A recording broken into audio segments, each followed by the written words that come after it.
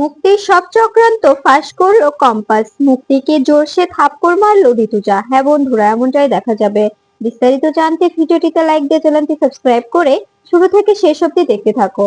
গল্পের শুরুতেই দেখা যাবে মুক্তি টাকা দিয়ে হায়ার করা গুন্ডাদের থেকে নিজের ইচ্ছায় মার খায়। এরপরে এরপরে সেই ভিডিওটা সোশ্যাল মিডিয়ায় আপলোড করে দিতে বলে একটি মেয়েকে। এই মেয়েটি আপলোড করে দিলে এদিকে এদিকে দেখা যায় কম্পাসের স্মরণ সোজা চালু হলে তখন তখন মোনালিসা ও ও ও ও সেনাপতি নিজেদের ইচ্ছায় কম্পাসের হয়ে কথা বলতে চায়। ঠিক তখনই এটা মেনে নিতে পারে না কম্পাস। কম্পাস বলতে থাকে, বিহান স্যার, এদের এই মিথ্যেটা আমি কিছুতেই মেনে নিতে পারবো না, তাই আমাকে আমাকে এদের এদের এদের মুখটা বন্ধ করতে হবে, আমাকে একটু সময় দিন। এই বলে লাভিং স্প্রে মেরে দিলে সবাই হাসতে থাকে। এরপরে স্মরণসজ্জাটা বন্ধ হয়ে যায়। এরপরে দেখা যায় সেনাপতি ফোন হাতে নিয়ে চিৎকার করে বলতে থাকে, আমার মায়ের কি হচ্ছে এসব? আমার মাকে দেখুন, রাস্তার মাঝখানে কতগুলো গুন্ডা ধরে মারছে। আমি এটা কিছুতেই সহ্য করব না। আপনাদের কারণেই আজকে এই দশা। আজকে যদি আপনাদের সঙ্গে আমরা কোনোভাবে যোগাযোগ না রাখতাম তবে হয়তো বা আজকে এরকম কিছু হতো না। আজকে আপনাদের সঙ্গে যোগাযোগ রাখায় আমার মাকে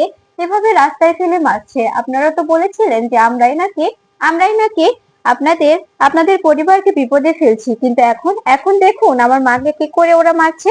তখন এ কথা শুনে অবাক হয়ে যায় সবাই। তখন তখন ঋতুজা বলতে থাকে, কি হয়েছে সেনাপতি? তুমি এভাবে সিক্রেট করছো কেন? দেখতে পাচ্ছ না এখানে কত মানুষ আছে? তখন এ কথা শুনে সেনাপতি বলতে থাকে, এটাকে সিক্রেট বলে না, আপনি দেখুন আমার মাকে কতগুলো গুন্ডারা রাস্তায় ফেলে কিভাবে মারছে। আমার মা যদি কিছু হয় না, আমি আপনাদের কাউকে ছাড়বো না। আপনাদের পরিবারের জন্য আমার মায়ের ক্ষতি হবে, এটা আমি কিছুতেই মেনে নেব না। এরপরে এরপরে সেনাপতি সেখান থেকে বেরিয়ে যায়। তখন কম্পাস বিহানকে বলতে থাকে, বিহান স্যার, আমার কিন্তু ব্যাপারটা কেমন যেন খটকা লাগছে। মনে হচ্ছে এর মধ্যে কোনো রহস্য আছে। কোনো রহস্য ছাড়া কোনো কিছুই হচ্ছে না। কারণ কারণ আমার যেভাবে মনে হচ্ছে মুক্তিমাসি তো এসবের পেছনে আছে, সেটা আমি নিজে সাক্ষী, নিজেই প্রমাণ। আর মুক্তিমাসিকে কেউ মারছে, এটা তো অবিশ্বাস্যকর। আমার মনে হচ্ছে মুক্তিমাসি হায়ার করে এমনটা করছে। আমাকে সকল উদ্দেশ্য খুঁজে বের করতে হবে। তখন এ কথা শুনে বিহান বলতে থাকে, হ্যাঁ কম্পাস, একদম একদম ঠিক বলেছো তুমি। তুমি আর আমি দুজনে মিলে এই রহস্য উদ্ঘাটন করব। তার আগে কাউকে কিছু বলতে দেওয়া চলবে না। আমাদের আমাদের দুজনকেই সবটা সমাধান করতে হবে, তা না হলে কিছুতেই হবে না। এরপরে দেখা যায় কম্পাস বলতে থাকে, তবে চলুন আমরা এখন গিয়ে নিজেদের কাজটা সেরে ফেলি।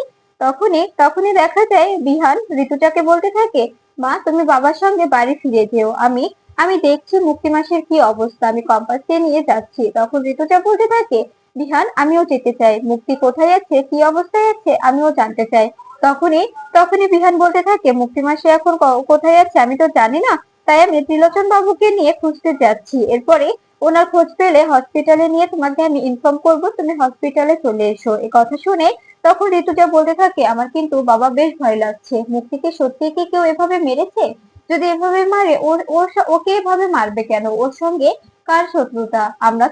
আমরা তো অনেকজনের শত্রু হয়ে আছি, কিন্তু ও তো কারো শত্রু নয়, ওই তো আমাদের শত্রু। ও তো আমাদের শত্রুদের সঙ্গে হাত মিলিয়েছে। তবে তবে ওকে কেন মারবে? তখন বিহান বলতে থাকে, বুঝতে পারছি না মা, সবটাই বোঝা যাবে। তুমি এখন বাবার সঙ্গে দাদা ভাই, তুই মা বাবাকে নিয়ে বাড়ি ফিরে যা, আমি আমি দেখছি। এরপরে কিঞ্জল বলতে থাকে, বিহান আমি তোদের সঙ্গে যাই। তখন বিহান বলতে থাকে, না কাকাই, তোমাকে যেতে হবে না। তুমি তুমি মা বাবা দাদা ভাইকে নিয়ে বাড়ি ফিরে যাও, আমি সবটা দেখছি। এরপরে দেখা যায় বিহান বিহান কম্পাসকে নিয়ে সেখান থেকে বেরিয়ে যায়। এরপরে গাড়িতে বসে কম্পাস বলতে থাকে, বিহান স্যার, আমার মনে হচ্ছে কোনো না কোনো খটকা আছে। আপনি সোশ্যাল মিডিয়াটা চালু করুন তো, ওখানে দেখুন যে কোন মেয়ে কে এই ভিডিওটা আপলোড করেছে, আশেপাশের জায়গাটা চেনা যায় কিনা। এরপরে দেখা যায় এদিকে বাড়িতে ব্যান্ডেজ সেরে এসে পড়েছে মুক্তি। ঠিক তখনই মুক্তিকে দেখে পৃথা অবাক হয়ে যায়। পৃথা বলতে থাকে, কি ব্যাপার মুক্তিদি, তোমার এই অবস্থা কি করে হলো? তুমি তুমি এরকম কি করে হলে বলো তো? তখন মুক্তি বলতে থাকে, পৃথা তুমি আর বলো না, আমাকে আমাকে কতগুলো গুন্ডারা ধরে অনেক মারধর করলো। আমি বারবার বললাম, তোমরা কেন মারছো আমাকে? তোমাদের কি প্রয়োজন আমাকে বলো, আমি তোমাদের দিয়ে দেব। কিন্তু ওরা কিছুতেই শুনলো না, আমাকে মেরেই যাচ্ছিল। তখন এ কথা শুনে পৃথা বলতে থাকে, তোমাকে মারলো গুন্ডারা? কেমন যেন খটকা লাগছে না মুক্তিদের? কথাগুলো কেমন অবিশ্বাস্যকর লাগছে। এ কথা শুনে মুক্তি বলতে থাকে, পৃথা তুমি এভাবে বলতে পারছো কেন? আমি কি মানুষ নই? আমাকে কি কেউ মারতে পারে না? আমি কি নাটক করছি? তোমার কি মনে হচ্ছে যে আমি নাটক করছি? তোমাদের তোমাদের সত্যি আমি আমি কোনোভাবে বুঝাতে পারি না যে আমিও একজন মানুষ, আমিও তোমাদের পরিবারের সঙ্গে মিলেমিশে থাকতে চাই, তোমাদের পরিবারকে আমিও অনেকটাই ভালোবাসি। তখন তখন এই কথা শুনে দেখা যায় পৃথা বলতে থাকে, হয়েছে মুক্তিদি, আর নাটক করতে হবে না। এতটা নাটক করে কি হবে বলো? নাটক করার কোনো প্রয়োজন নেই, তোমার যা বলার তুমি স্পষ্টভাবে বলতে পারো। তোমার তোমার এরকম অবস্থা কি করে হলো? এরপরে এরপরে দেখা যায় মুক্তি মুক্তি সোশ্যাল মিডিয়ায় দেখাতে থাকে পৃথাকে। পৃথা বলতে থাকে, আচ্ছা মুক্তিদি, এটা যে সোশ্যাল মিডিয়ায় ছড়িয়েছে তুমি কি করে জানলে গো? তখনই মুক্তি বলতে থাকে, আমাকে সবাই বলছিল তো, দেখুন ম্যাম আপনাকে মারছে, এটা এটা সোশ্যাল মিডিয়ায় ছড়িয়ে পড়েছে। তখন আমাকে তো ওই হসপিটালের নার্সও বললো, ম্যাম আপনাকে এভাবে মারলো কেন? আমরা তো আমরা তো সোশ্যাল মিডিয়ায় দেখে অবাক হয়ে গেছি। তখন তখন এ কথা শুনে দেখা যায় পৃথা চুপ করে থাকে। এরপরে এরপরে ঋতুজা, কিঞ্জল ও রুদ্র ও অখিলেশ বাড়ি ফিরে আসে। তখনই মুক্তিকে দেখে অবাক হয়ে যায় ঋতুজা। ঋতুজা বলতে থাকে, মুক্তি, তোর এরকম অবস্থা কি করে হলো বলতো? খোলসা করে বল, তোকে তোকে এভাবে কে মেরেছে? সত্যি করে বলবি কিন্তু, কোনো কিছু লুকোবি না। তখন তখন এ কথা শুনে দেখা যায় মুক্তি বলতে থাকে, আমি কি লুকোবো ঋতু, দেখ না আমাকে এভাবে মারলো। আমার মনে হচ্ছে কি তোদের যে শত্রু, ওরা ওরা আমাকে মেরেছে, ভেবেছে যে আমি তো তোদের বাড়িরই সদস্য, তার কারণেই হয়তো এভাবে মেরেছে আমাকে। তখন এ কথা শুনে মুক্তির কথা শুনে ঋতুজা বলতে থাকে, তারপরেও কেমন যেন লাগছে রে মুক্তি, তোর কথা কেমন, আমার বিশ্বাস হচ্ছে না। তুই তা হসপিটালে গিয়েছিলি, কোন ডক্টর দেখালি রে?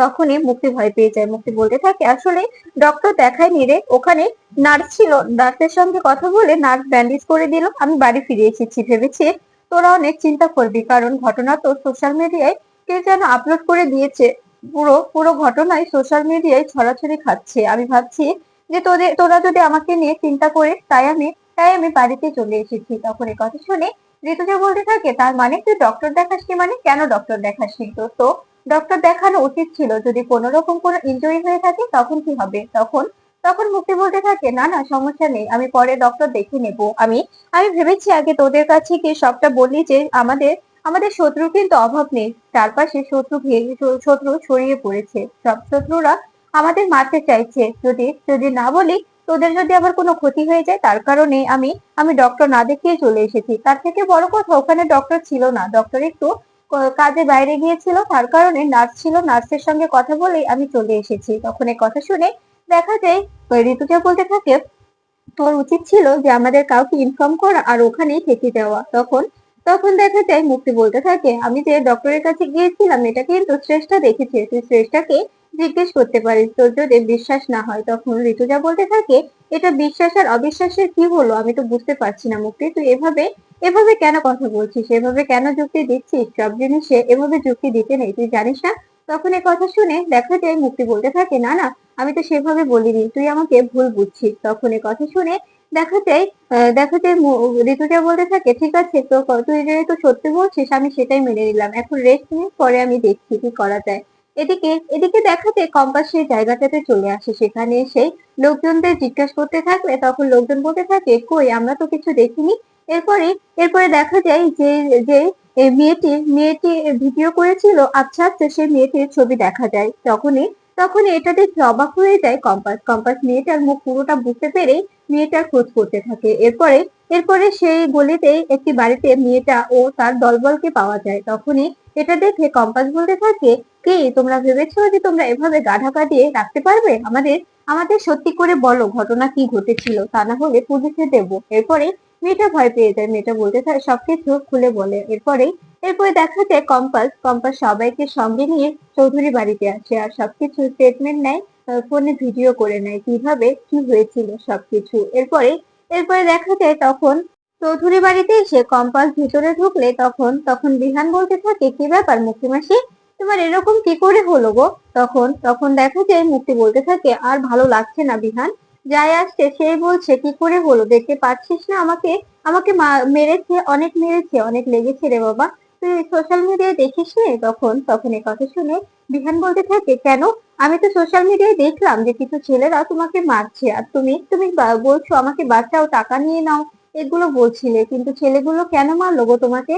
তার কি কোনো মোটিভ ছিল? তখন তখন মুক্তি বলতে থাকে, আমার মনে হয় যে তোদের শত্রু আমাকে একা পেয়েছে, তাই আমার উপর অ্যাটাক করেছে। তখন এ কথা শুনে বিহান হাসতে থাকে। তখন তখন কম্পাস ত্রিলোচনের দিকে সেজে থাকায় কোনো কথা বলতে পারে না। এরপরে এরপরে বিহান আস্তে আস্তে সবগুলোকে ভিতরে ডেকে নিয়ে আসে আর বলতে থাকে, দেখো তো মুক্তি মাসি, এদেরকে চেনো কিনা। তখন এটা দেখে ভয় পেয়ে যায় মুক্তি। মুক্তি বলতে থাকে, এরা কারা আর এরা এখানে কি করছে, আমি তো এদেরকে চিনি না। তখনই মেয়েগুলো বলতে থাকে, কি ব্যাপার ম্যাম, আপনি মিথ্যে বলছেন কেন? আপনি তো আমাদের বলেছিলেন যে আমাদের অনেক টাকা দিবেন, আপনি প্ল্যান করবেন, আপনি আপনার হাজবেন্ডের সঙ্গে প্ল্যান করবেন, তার কারণেই আমাদের সঙ্গে এরকম করে নাটক করতে বলেছিলেন, যাতে আপনার হাজবেন্ড আপনাকে ভালোবাসে। আপনার হাজবেন্ড আপনাকে পাত্তা দেয় না, তার কারণেই তো আপনি নাটকটা সাজিয়েছিলেন। তবে এখন কেন মিথ্যে বলছেন? এ কথা শুনে ভয় পেয়ে যায় মুক্তি। তখনই দেখা যায় বিহান বলতে থাকে, কি ব্যাপার মুক্তি মাসি, কথাগুলো কি সত্যি নাকি মিথ্যা, উত্তর দাও। তখনই মুক্তি বলতে থাকে, ওরা মিথ্যে বলছে, আমি ওদেরকে চিনি না।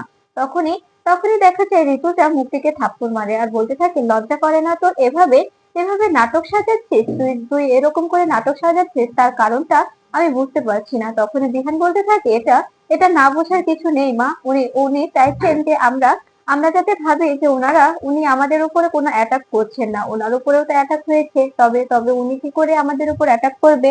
উনি এরকম করে ভীতিটা সাজিয়েছে। তুমি তুমি বুঝতে পারছো মা, কত দূর কত প্ল্যান করেছে উনি।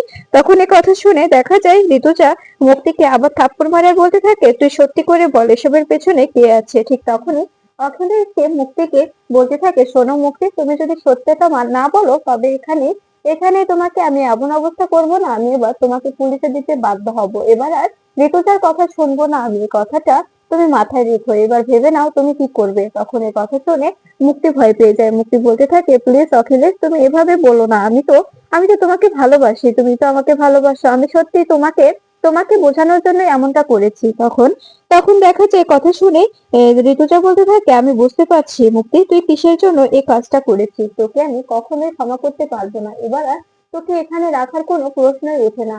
অখিলেশ, তুমি ডিসিশন নাও, তুমি যেটা বলবে আমি সেটাই করবো। তুমি যদি বলো ওকে ছেড়ে দেবো, তবে আমি ছেড়ে দেবো। তুমি যদি বলো ওকে পুলিশে দেবে, তবে আমি পুলিশে দেবো। আমার আমার মেন্টাল কন্ডিশন ভালো না, তার কারণে আমি এখন কোনো পদক্ষেপ নিতে পারছি না। এবার আমি তোমার উপরে সকল দায়িত্ব ছেড়ে দিলাম, এবার তুমি কি করবে সেটা তোমার নিজ দায়িত্বে তুমি করে ফেলো। তখনই অখিলেশ বলতে থাকে, আমার আমার করার কিছু নেই ঋতুজা, তোমার যেটা ইচ্ছে তুমি সেটাই করো। আমি আর এবার কোনোভাবে বাধা দেবো না, তোমার যেটা খুশি তুমি করতে পারো। আমি সত্যি বলছি, আমি কিছুতে বাধা দেবো না তোমাকে। তখন দেখা যায় বিহান বলতে থাকে, মা, এবার আমি সত্যি সত্যি মুক্তিমাসিকে পুলিশে দেবো। কারণ মুক্তিমাসি বারবার যেরকম করে আমাদের পরিবারের উপরে অ্যাটাক নিয়ে আসছে, এভাবে চলতে থাকলে আমাদের পরিবারটা একদম পথে বসে যাবে। উনি উনি যেভাবে বারবার আমাদের সঙ্গে ঝামেলা করছে, আমার বিশ্বাস তোমার উপর যে অ্যাটাক হয়েছিল আশ্রমে, সেই ছেলেটা আর কেউ ছিল না, ছেলেটা ছিল সেনাপতি। এ কথা শুনে অবাক হয়ে যায় ঋতুজা। ঋতুজা বলতে থাকে, তার মানে আমারও তেমনটাই মনে হয়েছিল, ছেলেটাকে একদম হুবহু সেনাপতির মতোই দেখতে। কিন্তু কিন্তু জোকারের কস্টিউমে আসছিল দেখে কেমন যেন অচেনা লাগছিল। এবার আমি বুঝতে পারছি যে সবকিছু কেন এরকম করে গরমিল হয়ে যাচ্ছে। তখন দেখা যায় মুক্তি ঋতুজার পা ধরে ক্ষমা চায় আর বলতে থাকে, প্লিজ ঋতুজা, আমাকে এবারের মতো ক্ষমা করে দে। আমি আর কোনো ভুল করবো না, এবারে শেষ, এবারের মতো আমাকে ক্ষমা করে দে প্লিজ। আমি কখনোই তোকে আর এভাবে এভাবে বিশ্বাস করবো না, এভাবে আর বোকা বানাবো না। তখন এই কথা শুনে দেখা যায় বিহান বলে ওঠে, হয়েছে মুক্তিমাসি, তুমি তো বারবারই এরকম করে নাটক করো, তোমার নাটক দেখে আজ আমরা এতদূর এসে পৌঁছেছি, কিন্তু আর নয়, তোমার নাটক আর আমরা নিতে পারছি না। অনেক হয়েছে, অনেক নাটক করেছো তুমি, আর করো না প্লিজ, তোমার কাছে হাত জোড় করে রিকোয়েস্ট করছি, অনেক হয়েছে, আর এবার বন্ধ করো। তখন মুক্তি কাঁদতে থাকে আর অখিলেশকে বলতে থাকে, প্লিজ অখিলেশ, সত্যি বলছি, আমি আমি তোমার ভালোবাসা পাওয়ার জন্য এমনটা করেছি, আমাকে আমাকে প্লিজ ক্ষমা করে দাও। এছাড়া আমি আর কোনো অন্য উদ্দেশ্য নেই। বিহান যে বলছে যে সেনাপতি ঋতুজার উপর হামলা করেছিল, এটা মিথ্যে। সেনাপতি ওখানে যায়নি, বিশ্বাস করো। তুমি তুমি অন্তত পক্ষে বিশ্বাস করো, তুমি বিশ্বাস না করলে আমি কোথায় যাবো বলো।